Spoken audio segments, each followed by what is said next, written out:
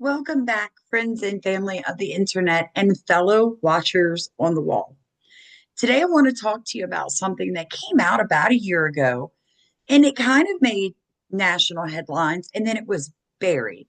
What if I told you that your loved one or your neighbor's child, the one who's been an addict or mentally ill for the past 10 years, is going to have an opportunity to be taken up off the street, out of jail, no longer have felony charges for their addiction, and they're going to be placed on an organic form where they can receive help, life skills, and a new start, felony free.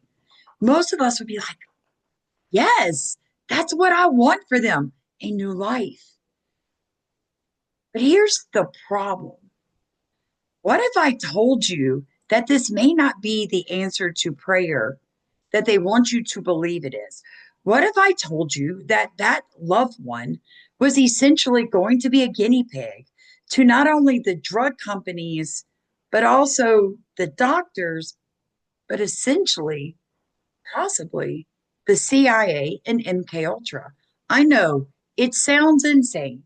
Welcome back to Starkey Farmstead. My name is Samantha. I once was an addict who essentially was living on the streets, but I was saved by grace through Jesus Christ, and I am no longer an addict. But I'm also an organic farmer on a small farmstead.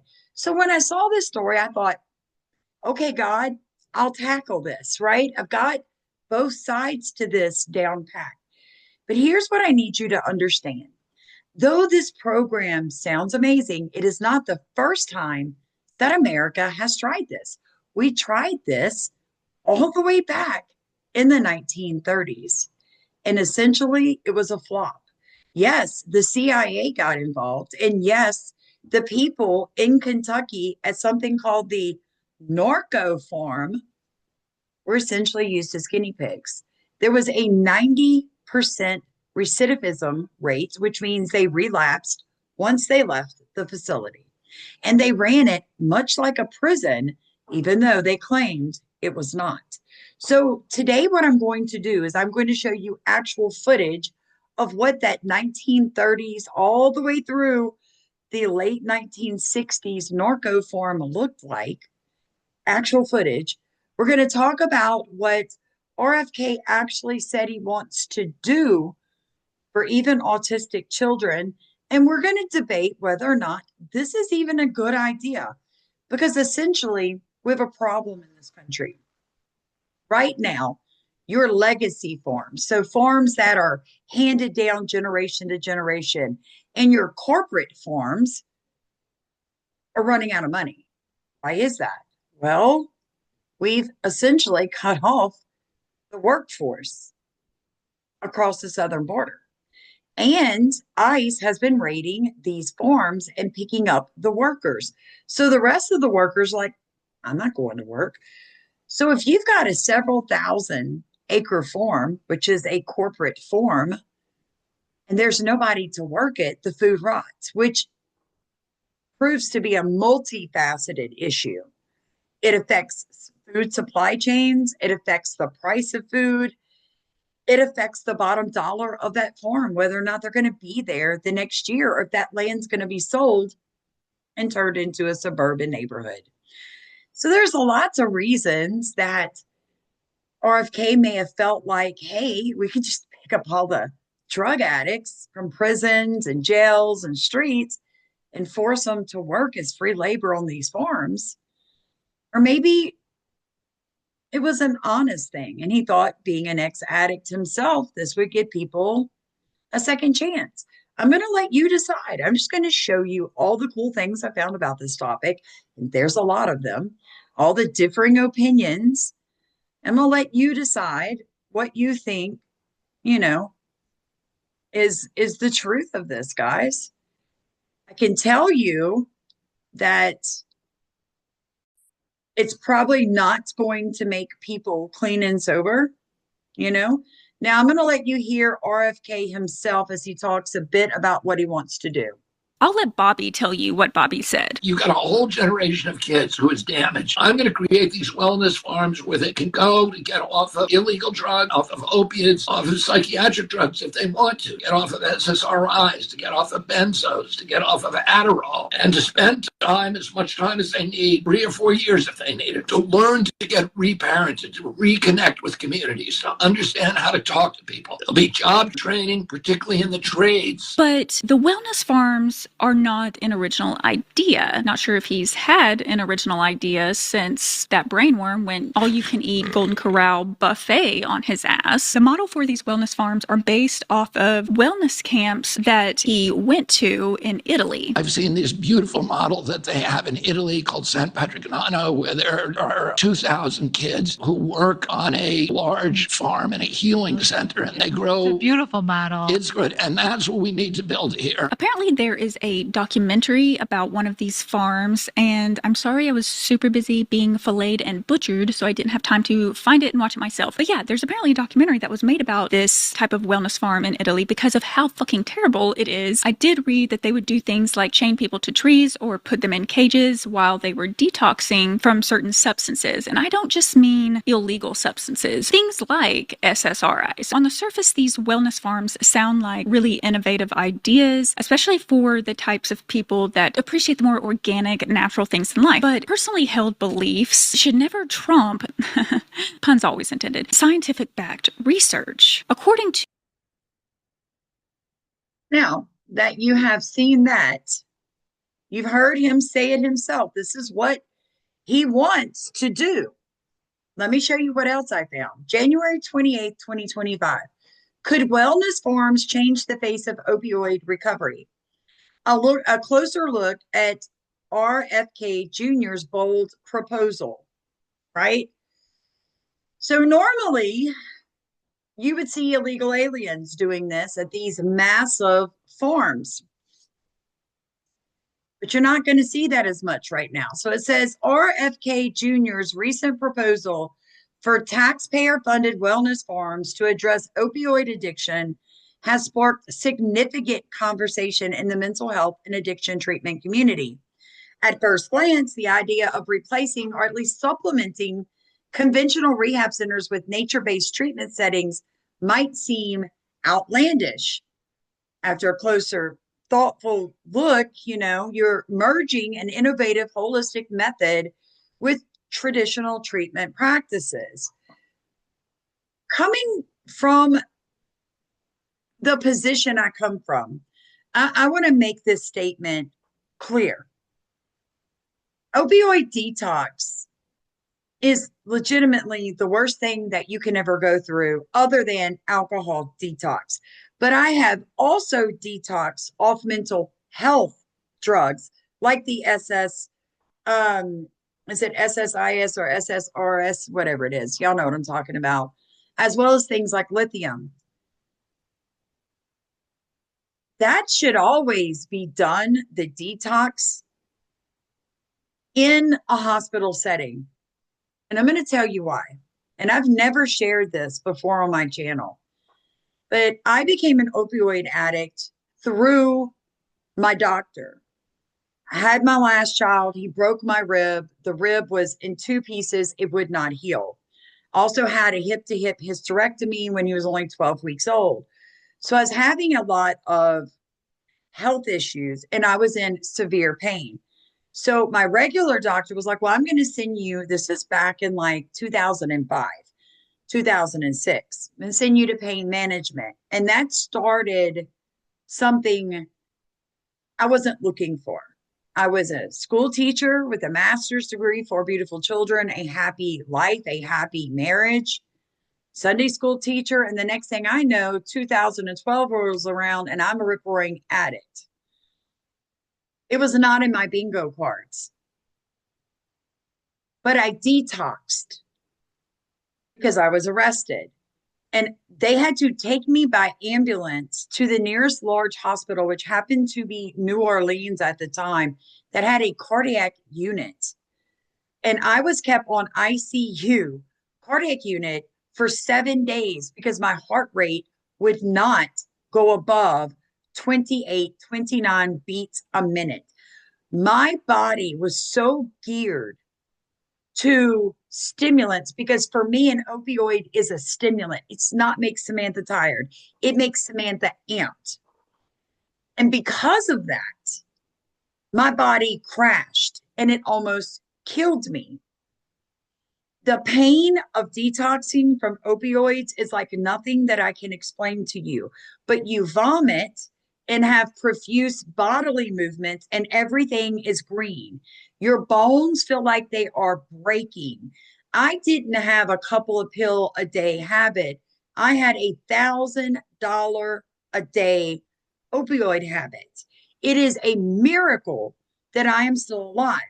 But being sent to a wellness farm to work in the first couple of weeks that I was trying to get off of those drugs would have been hell on earth. I literally wouldn't have been able to get out of bed. So I see what they're trying to do because I find great recovery benefits from working in soil. I love to work in the dirt barehanded, to walk barefooted. I've done videos. I love to ground. I love to plant. I love to reap. I love to harvest. It's very biblical. In fact, I just wrote a book with a friend of mine, Growing Under a Poison Sky. I will link it in products and in description of the video. And it talks about, the chemicals they're dumping on us from the sky and how to detox your soil, your water, and your body. I love being in the sun. I just think that this is a replacement for the illegal aliens. And I'm going to show you why. So just hang in there with me. Because yes, nature does play a powerful role in healing the mind, body, and soul. It absolutely does. I just think using taxpayer dollars to fund wellness farms is, it's just, guys, it's like when they made prisons privatized. Do you know what I'm saying? Somebody else is benefiting.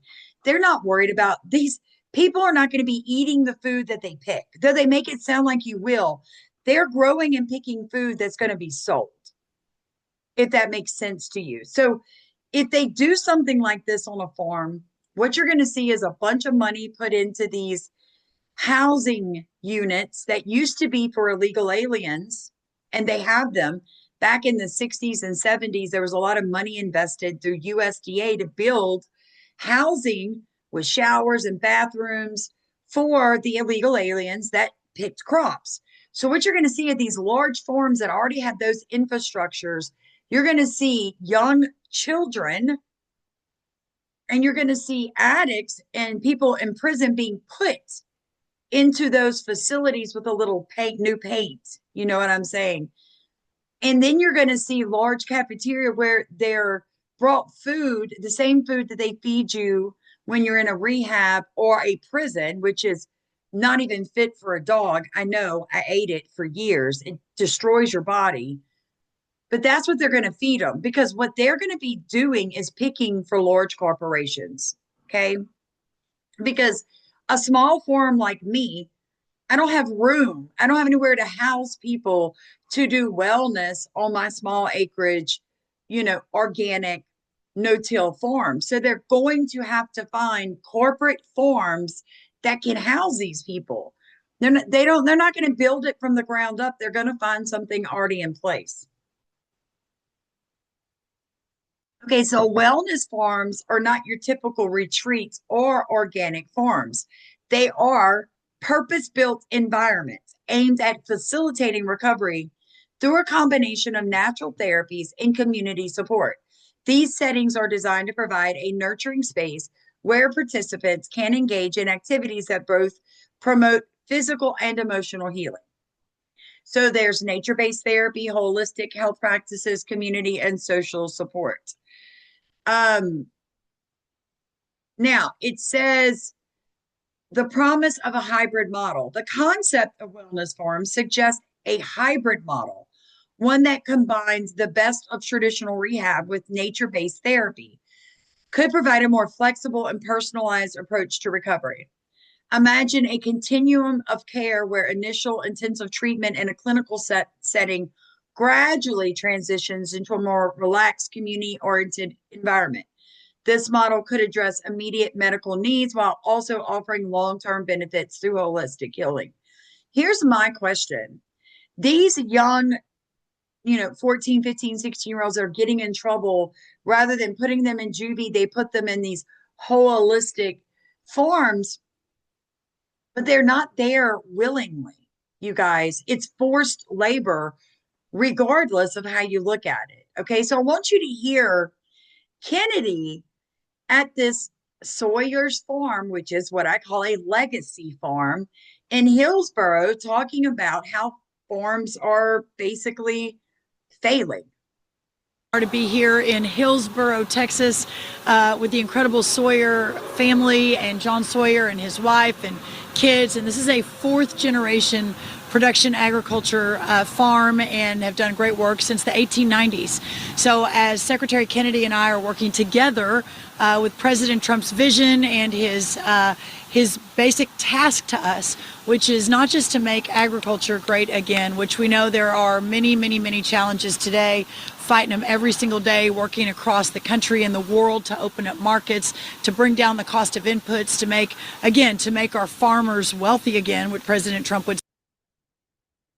When she says inputs, a little known fact that when the Ukrainian war popped off, food costs went up around the world because the Ukraine produces and exports the majority of wheat and barley and things like that that are used as additives to make feed, livestock feed.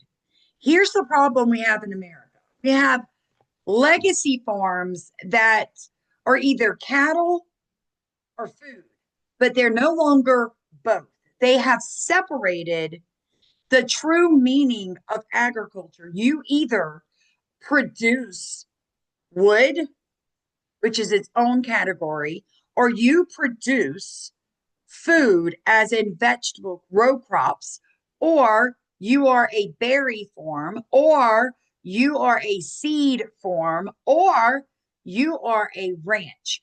Rarely are you finding any that are totally combined like the original farms back in the early 1800s. My book, Growing Under Poison Sky, covers all of that for you guys. There's another book I'm going to link in products. If you are a homesteader or you are wanting to learn more about agriculture because it is a dream down the road for you, there's a book called Letter to a Young Farmer. I'm going to link it. My dad got me this book, Papa Sammy. A lot of you watch it. He got this for me when I first got clean and sober. And I said, I have a vision from the Lord, Daddy, to produce food on my 2 acres in the right way. I want to feed the rabbits and the chickens and natural foods that I can grow on my small acreage. So he got me this book. And in this book, it really does break down the overborrowing disease of large farms, of how they destroyed the family farm and how you can fix it. And what this gentleman wished he had known when he was younger and first starting. So I'm going to link this book for you guys along with mine, because I think we need to start stocking up on good books, because whatever's coming, we might not have the ability to have social media and these types of videos any longer. And we're going to have to refer to books for our information. But also what Secretary Kennedy has brought to the table and to our entire movement in this country is making America healthy again. And I know we all know the numbers, but the chronic disease and the obesity epidemic, to be the wealthiest country in the world, but also to be the country of the least amount of healthy outcomes, especially amongst the developed countries, is no longer sustainable. It's not acceptable, and we can do better as a society. So I'm so proud to partner with this incredible man who's been a warrior on this for many, many years, and in the Trump administration. It is our 100th day today in office. Tomorrow we will celebrate. Secretary Kennedy and I are both headed to Washington from here. We'll have a cabinet meeting tomorrow. But I personally am so honored and so proud to be a part of this legacy, to represent these incredible people, the Sawyers and others from this county, our state, and the rest of the country, but also with the intent and the understanding of farmers are the solution to make America healthy again, and working together to do that. So here is the amazing Bobby Kennedy, and again, very glad to be here. I'm very, very happy to be here. Very grateful to the Sawyer family, to John Sawyer, and the Trump family, who we also met. And I'm very grateful for my partnership and friendship with Secretary Rollins. We understand that we cannot have a healthy America if we don't have a healthy agricultural economy. If the farmers of this country are our partners, we have to make sure that their lives are sustainable, if they can have these farms and hand them to their families, and that we can continue to feed our country and the world high-quality food to make America healthy again.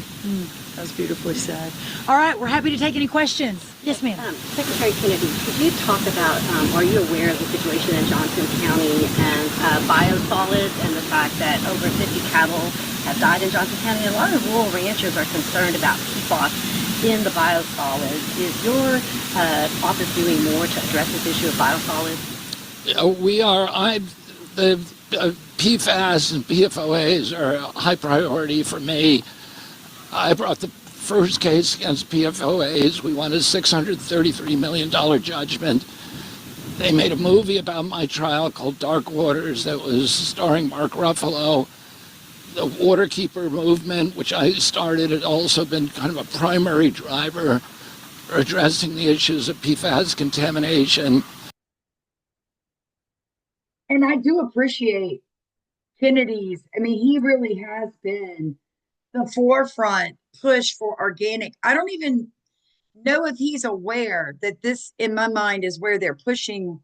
They're going to take his idea. When I say they, I mean the people that run the world, right? Which is a good idea to get addicts out of facilities that look like prisons, stop ruining their life over addiction. If they've not hurt anybody, if it's just, I got busted with drugs on me with the intent to consume, not sell, blah, blah, blah. I get that, you guys. I really do. My biggest concern is, though, like I told you, what they're going to do is use people to pick for these industrial farms so that these farms can continue making money. I see it coming. I see it coming. I really do. I even cover PFAS in my book, Growing Under a Poison Sky, because it's hard to get it out of the soil. Okay, so let's get back to this. The narcotic farm and the little known history, America's first prison for drug addicts. This was written November 18th, 2019. As you drive along the picturesque rolling hills of central Kentucky horse country, you may unexpectedly pass a leviathan of a building draped in barbed wire and nestled among the surrounding farmland. The entrance rises up along concrete, two mastiffs leading to brick and concrete arms stretching out around a square yard filled with metal labyrinth of chain-linked fence and razor-sharp spirals of barbed wire. It is now, this is it. Look at that. It's a federal medical center formerly known as the United States Narcotic Farm.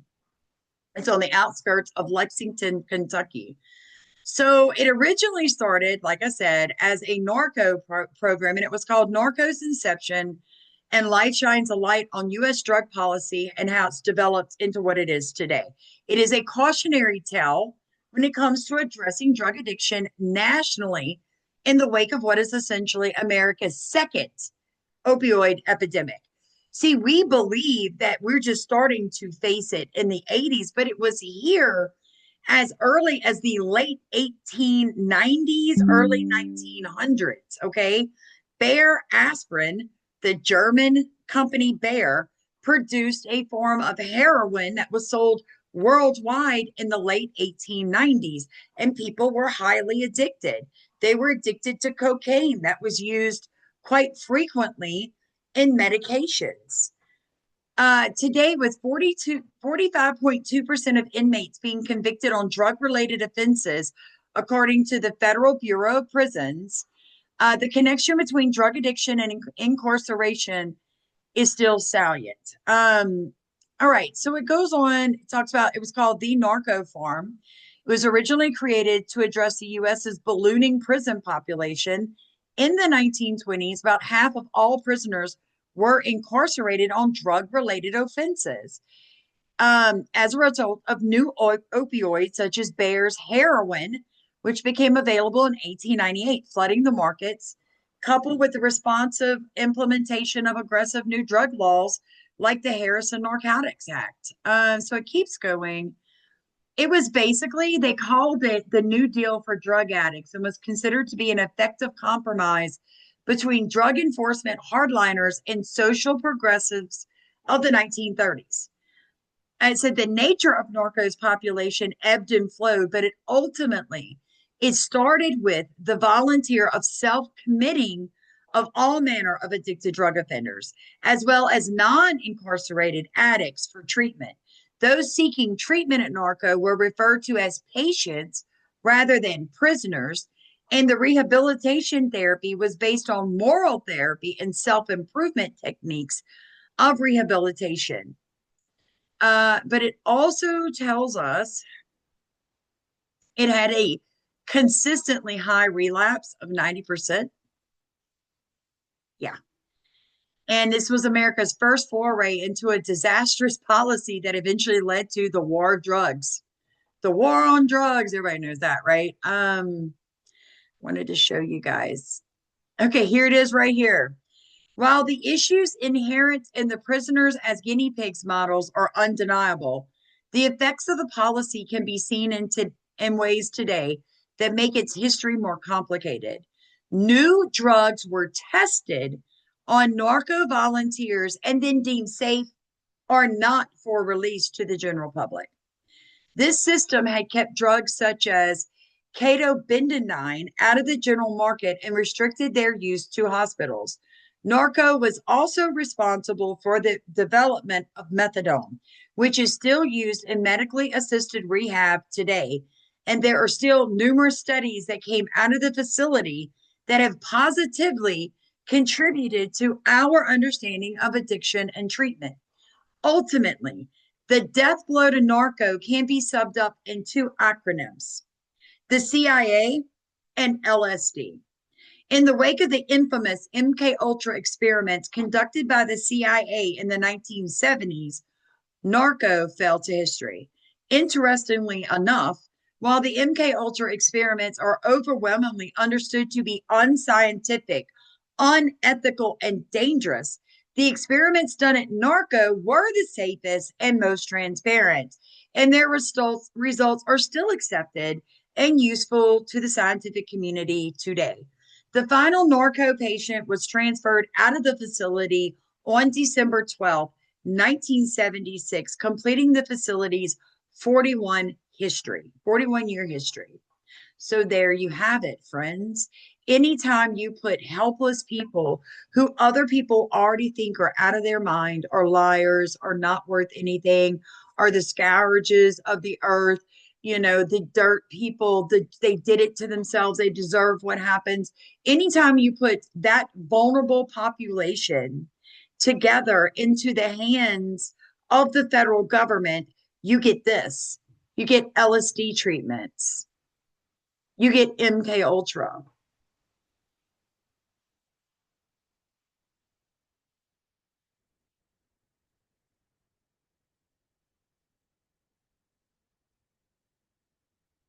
So I'm just saying, you guys, I don't know. I would think that Kennedy knows this, knows what they did to these people. But it just seems to me that come on. I was still a person when I was an addict. I might not have been law abiding. I might not have been morally correct, but I was still loved by my creator. I still had family praying for me, and so do other addicts. There may be several of you right now listening to me that are battling a form of addiction. You are still loved. Your life still has meaning. Despite the fact that numerous other countries have effectively addressed, treated, and reduced their issues with drug addiction with innovative and brave social policies, the political will from administration to administration just does not seem to exist in any meaningful way in the US. It's like they don't want to fix it. Now, this is actual people that were involved in the original Norco Farm. Behavior. Best place to send them is to a prison. I was a teenager and put out into the population and didn't like the place. Although there was very little that you really could say was bad about it. The food was very good. People at work there were not at all brutal. There was no brutality. But when you're a kid, you don't want to be locked up. And so I decided I wanted to get out of here. Most volunteer patients could leave whenever they wanted, but if they did, it was against medical advice. I went to the people in charge and I said, I'm going to sign myself out. I want you to sign this authorizing the medical officer in charge. And they said, okay, but you're a minor, and I'm afraid you can't sign out without your parents' permission. And I went ape shit. So wait a minute, nobody told me that when I came here. My mother got on the telephone, there was this man talking to her that your son is here at the federal hospital in Lexington. I've just been notified about She didn't know, what are you talking about, you know? I had told my parents I was going to Miami to try and get a job as a busboy or something like that. And so she really didn't know anything about what was going on. And so I got on the phone and I said, Ma, I want out. She said, the doctor just told me you're sick and you have to stay there. I said, that was not a doctor. That was a prison guard. Don't be ridiculous. You're in a hospital. There are no prison guards there. And I said, Ma, people are doing 20 years here. Well, if you're a Jewish mother and someone says it's against the doctor's orders, there's no way she's going to agree to go against the doctor's orders because doctors are God. When I first went to the hospital and started talking with these addicts, I found them fascinating. They were a class of people who came from backgrounds that were quite different than my background. They tend to be drifters. I know a number of the patient prisoners there worked in carnivals, for example. And I used to love to hear their stories about scoring, getting the drug from somebody, various ways. They taught me how to shoplift. I had a room there that was very similar to the rooms that the prisoners had. It was small, probably 10 by 8, and there was bars on the window, and I looked out just like the prisoners, saw the same thing that they did. The grounds were beautiful. Kentucky, you are the dearest land outside of heaven to me. Many employees lived on the grounds. Their kids called themselves narco brats. I loved the farm and I loved the open space. There were just endless things to do as a kid. It was really idyllic. And then there were all these really, really nice people there who I didn't realize when I was really little that they were all prisoners.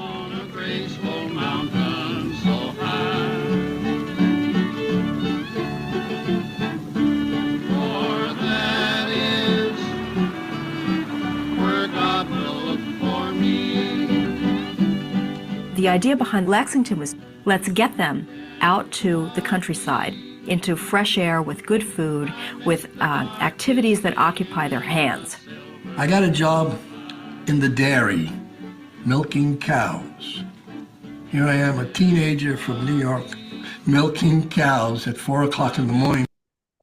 They woke you up to go out, and cows have a nasty habit of pooping all over the place, and so you have hip-length boots, and you're wading through this cow poop. And I said, I gotta get out of here. I must leave this place. You never hear the sound of pigs, man, when they're being slaughtered, man?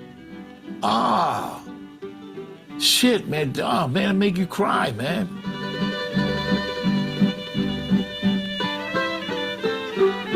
They would talk about their lives in the cities. They never talked about drugs. They never talked about the trouble they gotten into, nothing like that. They were just really nice. They were just sweet and kind and helpful. And I was happy out there with my addict friends and the horses. The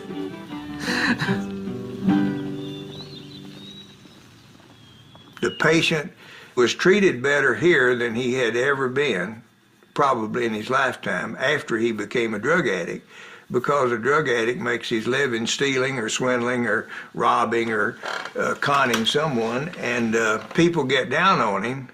But we accepted him as he was, and we treated him with respect. And it was a hell of a lot better to be in Lexington than it would be in the federal prison system.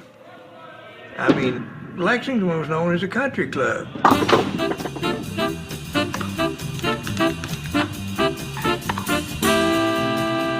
I mean, goodness gracious, we had inmates playing golf out there in front of the institution.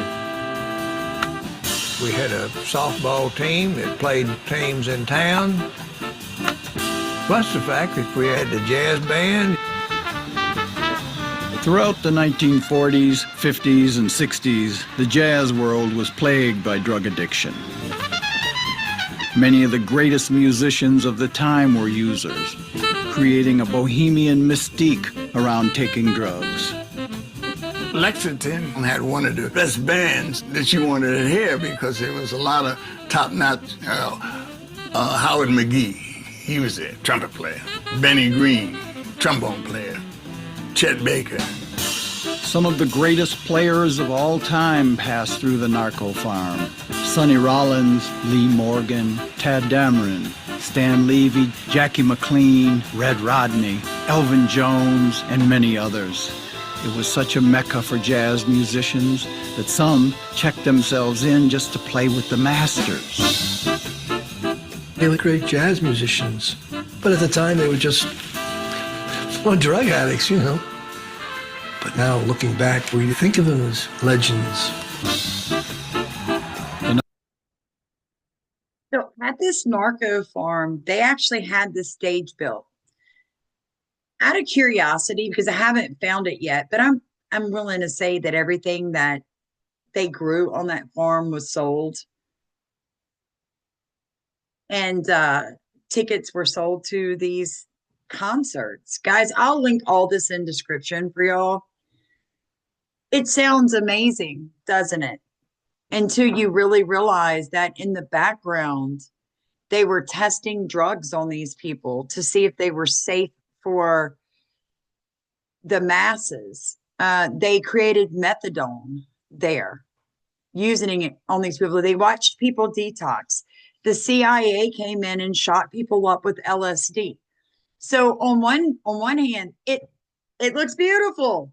On the other hand, there's a dark and hidden thing that goes on. History exposes a crucial flaw in RFK Junior's vision for treating drug addiction. It says, yet his proposal for wellness forums, which Kennedy indicated during his first confirmation hearing would be voluntary, it has a critical flaw. The U.S. tried something similar in the 1930s with little success. Out of that experience came a critical innovation, methadone maintenance, a drug treatment with a much better track record. Although this medication gets a bad rap because of stigma that's been around since its inception, history reveals that it is far more likely to be effective than wellness forms. And this is why.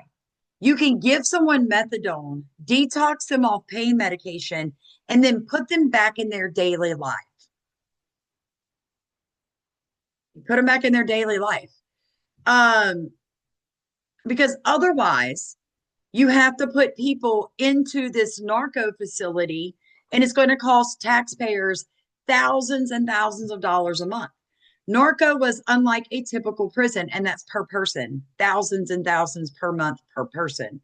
As part of their rehabilitation, patients were encouraged to take advantage of one of the farm's many music studios or to perform on stage in front of its 1,300-seat theater. Back then, jazz and heroin went side by side. So it talks about all the different, people that came there.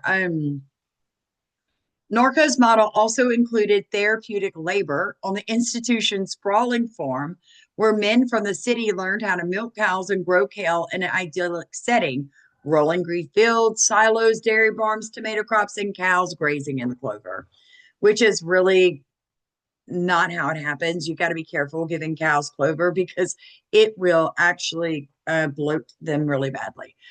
While they attempted to rehabilitate the farm's patients, Norco scientists also saw them as perfect subjects for drug addiction research and locked environment as the ideal setting. That led them to conduct the first large-scale trial of methadone, who's a newly approved opioid in 1948. Norco scientists doubted pharmaceutical giant Eli Lilly's marketing, which claimed that the drug could be a highly effective, non-addictive, long-acting painkiller. With the help of 115 men who have been addicted to morphine, the Norco trial proved that methadone did, in fact, cause dependence. Yes, yet this didn't stop Norco doctors from beginning to use methadone in their standard detox protocol instead of morphine, which I agree with. If you know anything about methadone, they can actually give you an extra medicine inside of it that will make opioids not work anymore, and it will stop the detox. So this is maintenance therapy differed from medicated detox because instead of aiming to get a patient off of methadone within weeks, it kept the patient on a less dangerous opioid for a far longer period, sometimes years. Many doctors found the idea to be heretical. All right, so this is the problem people have with methadone. Oh, but it's just another drug. But if the person was on opioids and street drugs and living on the street, stealing and committing crimes, but is now able to hold a job and is no longer taking illegal drugs, it's not any more different than just taking a medication for blood pressure. And I will fight for people's right to be clean and sober. The last thing I want to point out here is forced labor actually came from the Germans. They actually had farms where they forced people to work to grow food for the Nazis. So it's a very old idea. And here's the kicker, friends and family. Numerous Texas farms shut down as almost 100% of workers lead to ICE raids. This was June 24th, 2025. Says in a stunningly swift overnight change, some Texas farm operations had to shut down after losing virtually all of their workforce. So it goes. This story isn't just a tale of woe for Texas farms. It is a warning for American agribusiness, food prices, and the communities that keep food on our plate. The heart of Texas agriculture skipped a beat when overnight almost 100% of farm workers failed to show up for work, leaving fields eerily still and machines quiet.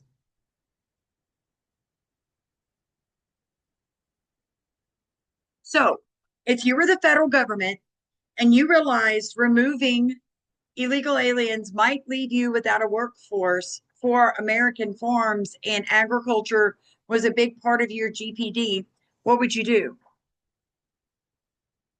That's right. You'd find a way to supply workers.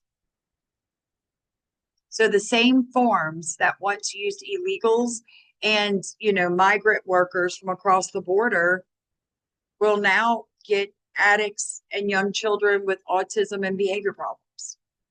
You tell me what you think. Is this ethical? Is it okay? Are we just going to do it? Do we not learn from our mistakes? Because we all know what history repeats itself. He who controls the food controls the people. Please make sure you're still subscribed. Hit the like button, drop a comment, hype this video. Let's let more people know the truth. I love you guys so much. Thank you for being here.